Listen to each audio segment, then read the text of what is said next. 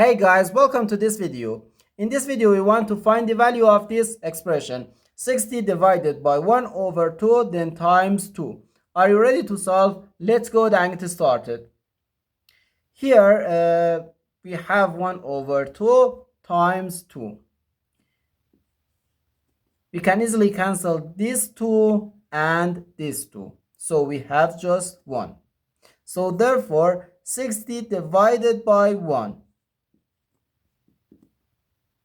And this is equal to just 60. But this answer is not correct, because according to the order of operations, multiplication and division have equal priority and we have to work from left to right.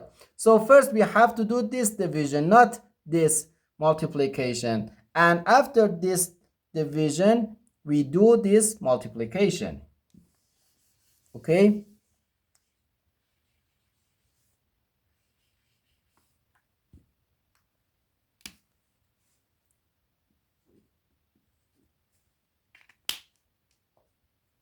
So first 60 divided by 1 over 2.